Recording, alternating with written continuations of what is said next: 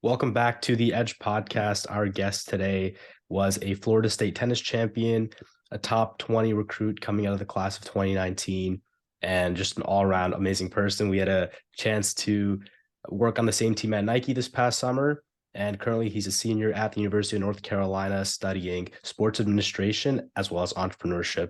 Thanks for taking the time, Anuj.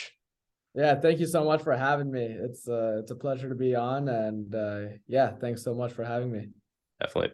I'd kind of love to start with what just happened last week. On the 29th of January, you made an amazing comeback victory, clinched the team victory, and now you guys are going to the indoor championships. Just want to start off by discussing kind of the mental aspect, right? You kind of lost the first set, 1-6, and then after that, you completely turned it around, went 6-2, 6-2. So how was that process and just making sure your mental stays strong? Yeah, I mean, it was a different environment at our home facility. There was 604 people there. So for a tennis match like that's a lot of people, and I haven't really played in front of that many people. Usually like there's probably like 100, 200 people there, but 600 was a lot. So I didn't so when I went out for singles, I looked up at the crowd and it was just packed, like so many people. They were going crazy, and they're all cheering for like the Tar Heels, and it's just like it's pretty nerve-wracking just playing in front of that many people. You're feeling pressure, expectations, stuff like that. So I go onto the court and playing pretty nervous, not playing freely, just like thinking about the result too much, thinking about just the crowd, and my mind's a little bit everywhere, and didn't get off to the best start, but I lost the first set 6-1, and then I was able to get it together, just focus on my court, and slowly just kept fighting and competing. And I saw my teammates winning. Our freshman, Will Jansen, he won his match pretty quickly. And then on court 6, we had Chris Lee, who also won his match really quickly. So, the momentum was going my way, and I started fighting and competing and just stayed in it, and, just kept chipping away, and, just found my way back into the match. And before you know it, I clinched the match, and it was one of the best feelings I've ever felt on the tennis court. Yeah, it's awesome. I know the UNC social team posted that video of you just absolutely going crazy after you clinched it, and your teammates all coming on the court. Yeah, that was a cool video. Probably one of my favorite moments, at Carolina on the tennis court, and just in general. So yeah, super cool moment. For sure. And I'm kind of curious as to, during an extended match like that, right, especially right after that first set, what are you, I guess, thinking of? Like, what are your coaches and teammates kind of coming to you and saying, and I guess what are you keeping top of mind? Yeah, well, first of all, I think I was just a little bit distracted at the beginning of the match. We had just won the doubles point. There was a lot of energy going through the building. Credit to my opponent. He was playing great. He was hitting his forehand big. He was serving big. And honestly, like I really couldn't do much, even if I was playing better. But I'm the type of player who's there for the 3-hour battle. My game style is kind of like a grinder, make a lot of balls, just compete hard, just scrap a lot, and just make the guys play a lot, tire them out, and just grind them down. That's kind of how my game is built. So usually at the hour and a half mark, I feel like I have an advantage because I'm pretty like fit, and that's just how my game is. Just play long matches, make a lot of balls. So yeah, literally like when the first set finished, when the hour and a half mark hit, I could sense that his legs were burning. He was getting pretty tired, and yeah, I just was able to make him play really long points. He started breaking down a little bit on the forehand. He wasn't making as many balls, and I was just showing a lot of energy and just was there every single point. And yeah, just stayed in it, kept fighting, and things started to turn my way. And I'm just grateful that I was able to come out with the win. Definitely, yeah. I think one thing that goes unappreciated a lot about tennis, especially for people that don't play it, is how physical the game actually is. And so, would love to hear when, I guess, throughout your journey when starting tennis, when did it become more of, okay, I need to totally focus on that physical? Um, and kind of with that, how has coming to UNC, making the jump from high school to college, changed the way you kind of think about the game and think about your body, and evolving that way? Yeah. So college tennis is a little bit, it's a lot different from the juniors. I mean, now I can play guys that are 4 years older than me, whereas in juniors you're playing with your age groups. Like you start with the 12 and unders, 14 unders, 16 to 18, and so on. So you're always playing with guys who are like around your age. But in college, you could be a freshman and you're playing a senior. There's a big age gap, and with that age gap comes a lot of mental maturity gap and physical gap. The seniors have experienced more. They've been in college for 4 more years. They've been in the weight room. I mean, you would know at University of Texas, like the weight room, the facilities are amazing. So people who have like a 4-year advantage at these facilities with these top coaches just have a huge advantage. And fortunately, now I'm a senior and I have a lot more experiences.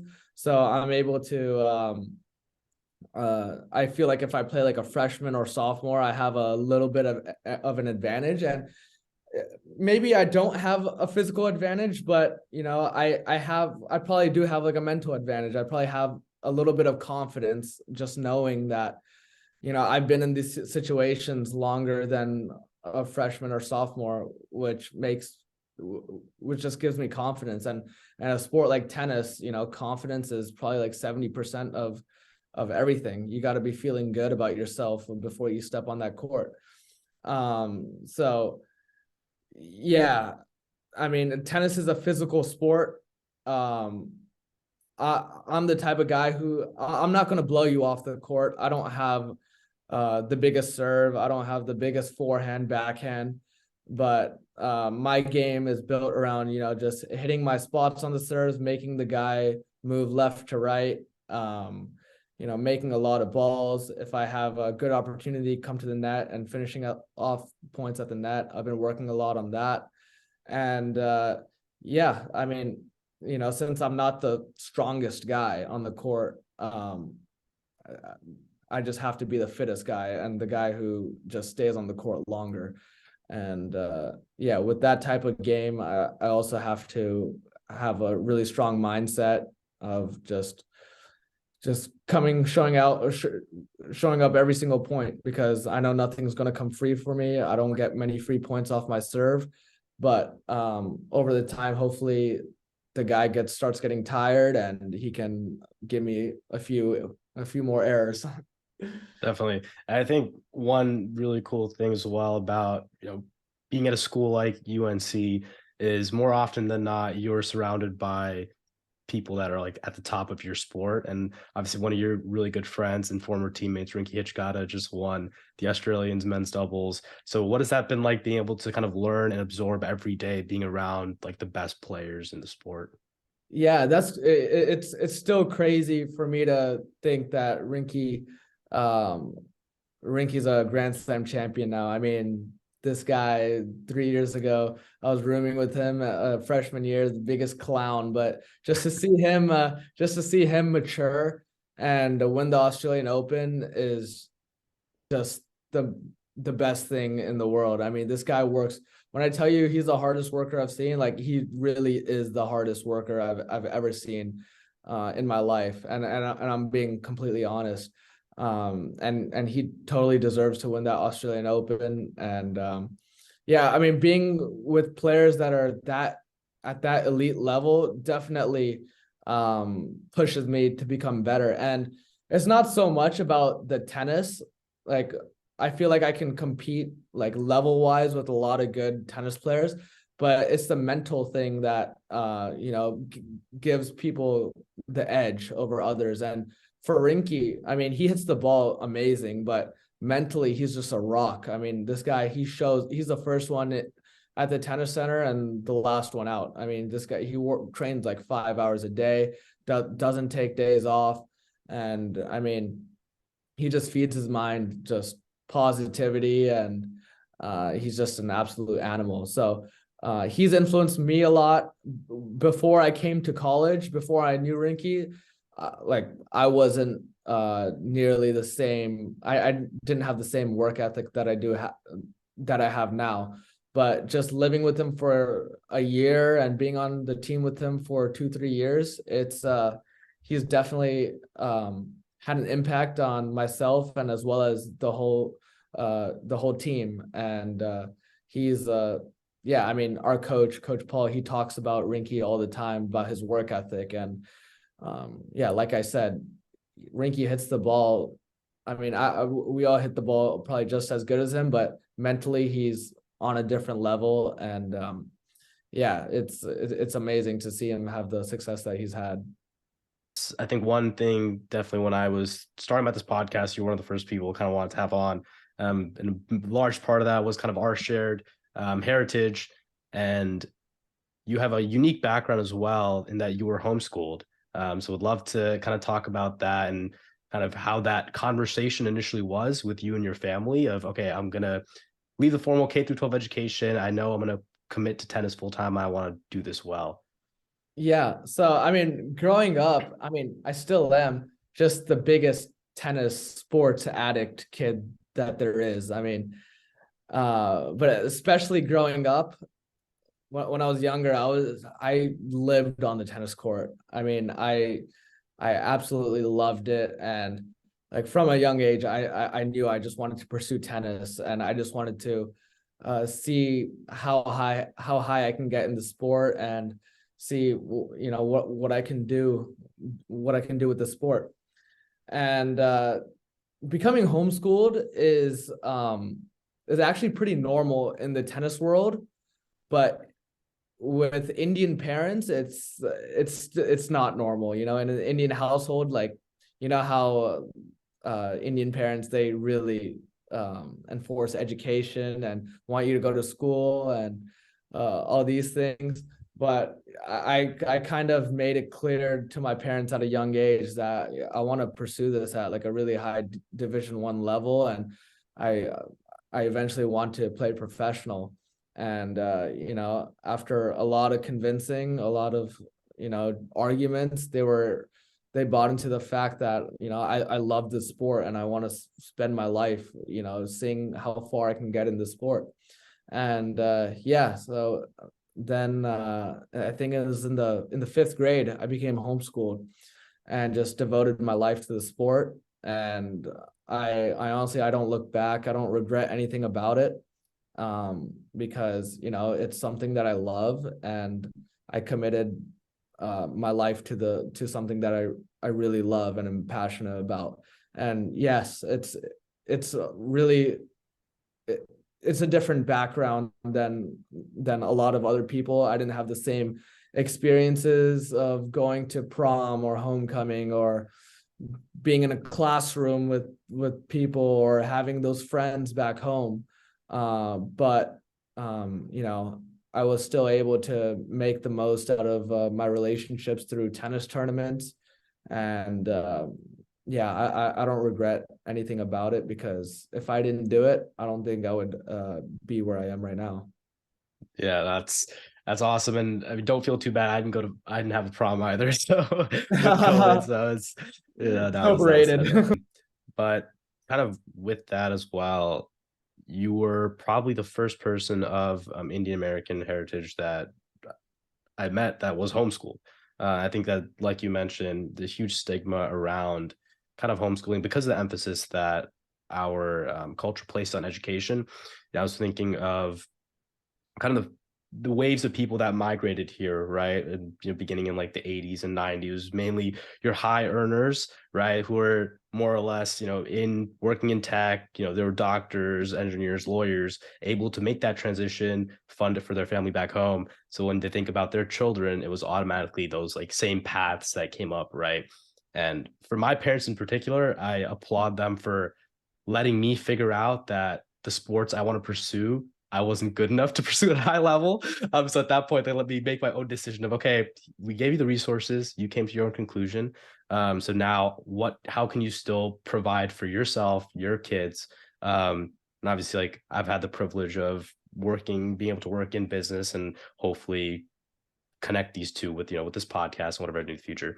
So kind of like that, what was not just like your initial family's reaction, but your like external family reaction to the path you were pursuing? And at certain times, was there a lot of, uncertainty, not within yourself maybe, but for your extended family, your parents, your older brother? Right. So I'm pretty sure when I first became homeschooled, we didn't tell my grandmother that I was being homeschooled. She lived in India, and I don't think we told my grandmother or my cousins or aunts and uncles or just my family in India that I was being homeschooled for a couple of years because uh, we felt like they would just criticize like my parents for letting them do that to me. And when we did tell them, I think my grandmother was like a little shocked, but she kind of realized that like what we were doing is it's not like a dumb thing. Like I'm still getting an education, but it's online. But it's something that I really took seriously. And it's like tennis wasn't like a thing where I kind of half-assed it.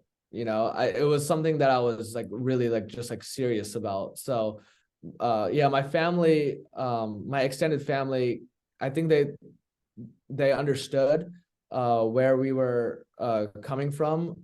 They personally like said that they would not do it for their kids. And yeah, I mean it was just a really weird decision at the time because my brother is I mean he's in residency at Yale. He did pre-med at UCF. He did med school at Miami, and then now he's doing a residency at Yale and wants to become a ophthalmologist and an eye surgeon. So I mean his path is very just like academic, and I mean he's going to med school, and then you have the second child, the younger brother, who's dropping out of school and just on a tennis court all day long. So I mean there was definitely a little bit of what is this kid doing? But as I started to have more success on the tennis court, I like people were starting to like understand like I'm taking this like pretty seriously, and maybe there's a future for me in Division I college tennis or professionally. And fortunately, I've been able to come to a really top ranked tennis team at UNC. And sorry, and what was your other question? Your second part? Were there any points, I guess, where maybe not you were uncertain, but your extended family? Yeah. Yeah. Yes.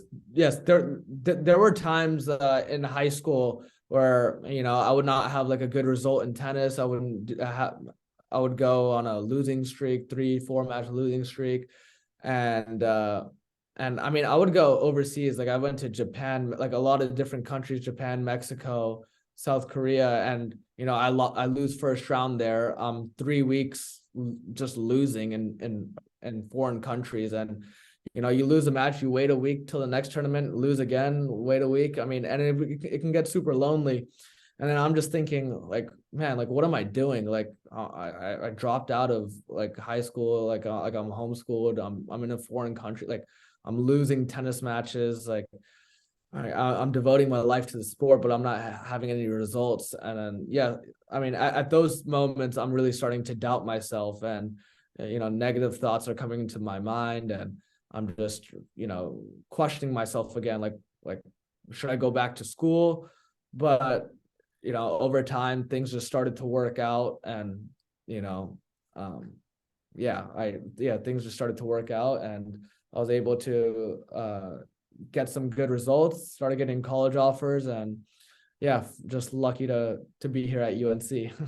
Yeah, and I think there's probably not a lot of better ways to build your mental, right? Than having to Yeah. go through that, having obviously for me, the most pressure, quote unquote, I feel, maybe not to like towards me, but like intrinsically is obviously my family, right? And I think I care what they think about me more than like any other type of person in the world, obviously, right? So that must have been, I can't imagine how difficult that was, but obviously like it's gotten to you where you are today.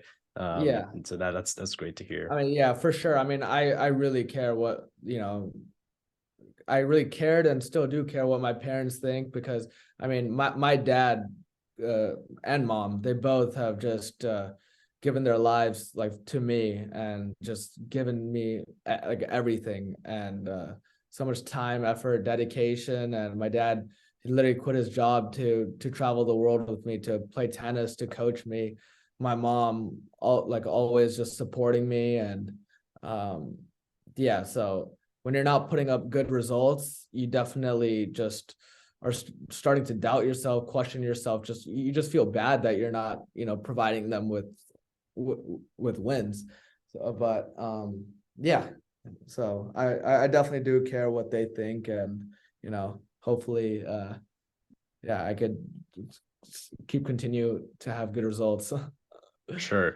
And I think one amazing thing, another reason why I wanted to have you on as well, is kind of helping change the stigma, right, of Asian Indians playing sports, and kind of what that we discussed before. There's obviously yourself, guys like Ryan Agarwal, who are kind of making these huge jump and kind of becoming the national stage and showing everyone, especially our community, that okay, this is possible. So what has kind of that meant to you, kind of being one of the leading faces and quote unquote like holding our community down, you know what I mean? So Yeah, it means a lot. I mean, so Indian American tennis players are starting to come up in the rankings. I mean, if you look, I think it was a couple years ago, there's this kid Nishesh, or no, it was Samir Banerjee. He won the Junior Wimbledon title. He plays at Stanford now. And then there's Nishesh Basavareddy, who plays at Stanford as well. He just won a big college tournament in November. And then Govind Nanda, he's like 300 in the world ATP. So I mean, Indian tennis players are starting to come up, and it's been great to have this much success. And yeah, I just hope it keeps going. I think tennis is one of the bigger sports in the Indian communities, and I think that it'll keep growing, and I hope it does. And yeah, we'll see how it goes. But right now, I think Indian athletes are starting to make moves in the collegiate athletic world. for sure. Love to switch gears a little bit, and I know you're starting your own podcast, moving more in the content creation side as well. So kind of how has that been for you, and kind of what sparked that interest in saying I want to kind of jump into this? Yeah, so so me and a team actually at UNC, it's called Uncut. We created a podcast called Beyond the Heel, which is basically a podcast of me talking with student athletes at UNC, just discussing about their journey, how they got to where they are, what challenges they've faced, and just cool things about their journey to where they are. And it's a really cool podcast. The thing that sparked me was that you know, athletes like face a lot of adversity in their day-to-day lives. And for me, podcasts have gotten me through some really, really tough, dark times, especially in the last few years. Just not going from being in the lineup here at UNC to being in the lineup to winning a lot of matches to now having expectations on my back. It's just helped me gain a different type of perspective on life and on my sport. And you know, I've dealt with injuries in my life, and you know, there's some really dark moments in that. And I've listened to a lot of athletes podcasts just talking about how they deal with their adversities, and that's kind of what I'm trying to bring to Beyond the Heel.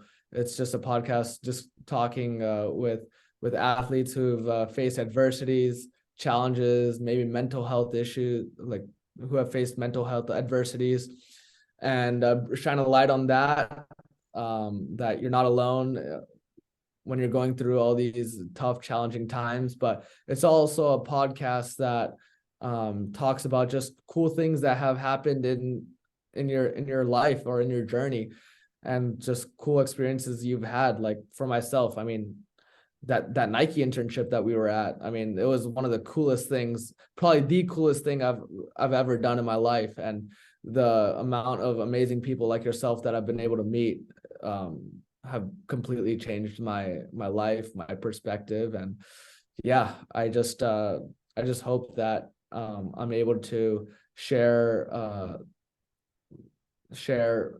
athletes' journey through it, and hopefully that people can learn from it. Definitely. I think the concept of athletes becoming, you know, influencers and whatnot, building a brand is nothing new, but I think NIL has definitely opened that up and allowed a lot more athletes to kind of partake in the space. How is kind of the NIL infrastructure at UNC? What kind of exposure have you had to NIL, and how has it been, I guess, seeing a lot of your teammates or peers start up their TikTok accounts, really try to get everything going social media wise and brand building wise? Yeah. I actually don't have any NIL partnerships right now. I've been reached out to by a few companies, have not really taken it. I honestly haven't really taken advantage of the NIL opportunities much in my time here at Carolina. I probably should look into that a lot more, but seeing a lot of other athletes, especially in like the football, basketball, you know, sign those partnerships. It's especially the basketball guys. They've really signed some really cool partnerships. And yeah, I mean, a few of my teammates have NIL deals, but I honestly have not just really gotten into the NIL stuff. I think it's starting to, it's not as big in tennis yet, the NIL partnerships, but hopefully in the future it'll start to just grow more. Gotcha, for sure. I think obviously here in Texas, it's been like explosive just seeing not only people partnering, but you have guys like Bijan who started his own mustard, and then partnered with Pluckers, and now like one of their wing flavors is using his mustard. It's super cool.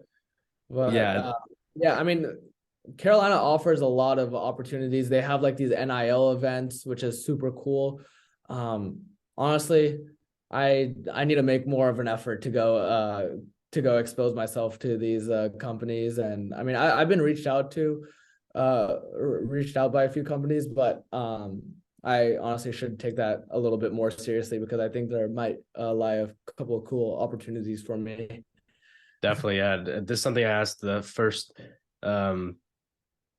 guest, but kind of definitely want to hear your answer. If you could work with any brand for NIL, who would you work for? Nike, obviously. Yeah, okay. Yeah, obviously Yeah, Nike. I yeah. mean, that company's built different. I mean, I'm wearing a full Nike fit right now. I mean, all the athletes that are sponsored by Nike, Ronaldo, Rafa, I mean, LeBron, like, I mean, these guys are like my heroes. So it would be a dream come true to just, be working in the same company as them. So, and especially after this past summer at the internship, it was sick. For sure. At the internship, did you get a chance to play? Obviously, you get a chance to play tennis on the course, but did you get to play against anyone like an ex, like pro tennis player or anything like that? I didn't play with any pro tennis players, but I saw Paula Badosa. I met Paula Badosa. She's like 3 in the world WTA in women's tennis. So she's pretty I mean, she's huge. She's 3 in the world, and I was fortunate enough to meet her. I actually played ping pong with her at the world headquarters. But I played a lot with the Nike tennis people, the Nike court staff. That they all played college tennis, and that they're all super good. And I was fortunate enough to just play with them. But I hear that Rafa might be going to the world headquarters pretty soon. So Wow. That'll be cool for anyone who's over there. Yeah, no, I still remember when Marcus Rashford visited, Oh right? yeah, that was crazy. Yeah. I think that was the first day of the internship, man. Yeah, no, I've told this story way too many times because it's like the coolest thing ever. Because I personally did not know who Marcus was. That was a funny story because I was just meeting my manager like that morning, like the first day of the internship, and we were just like literally like 10 minutes into meeting each other, and this lady comes up and she's like any of you guys soccer fans? My manager's like, no. And I was like, I am. And then she's like, well, Marcus Rashford's downstairs. And I just look at my manager. I'm like, I'm so sorry, but like, I gotta go meet Marcus Rashford. We go running downstairs. Like, he's just chilling in a golf cart. And just, that was crazy. Yeah, I think that's just, yeah, this summer was amazing. Just obviously being fans of sport in general. But would kind of love to hear what are your future plans, obviously studying sports administration as well as entrepreneurship. So I'd love to hear kind of what you're thinking of pursuing. For right now, I am planning to stick with tennis. I'm gonna play a 5th year here at UNC and get my master's in accounting in the business school here. So I graduate undergrad this May, and then I start my master's in June, and going to do that for the next year, as well as play my last year here at UNC. And then I'm going to give it a shot at professional tennis, see how that goes. Play for the next play pro tennis for probably like 2-3 years, see how I can do. If I'm trending in the right direction, then just stay with it, and see if I could, make a living off of it. I don't know. We'll see, but it's pretty tough, but I'm going to give it a shot.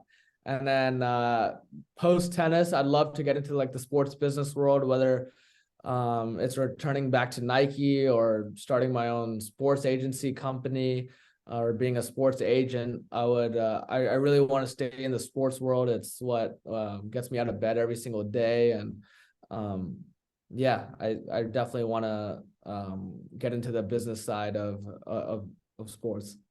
Definitely. And I think knowing you a little bit, it's been amazing. I'm sure you're gonna crush in all directions. So to close us out, this is a recurring question. Obviously, it encapsulates the ethos of this podcast, and you kind of alluded to it a bunch of times before. But what would you say your edge is? I would say my edge is, I would say it's my work ethic and my positive mindset. Gotcha. I think Perfect.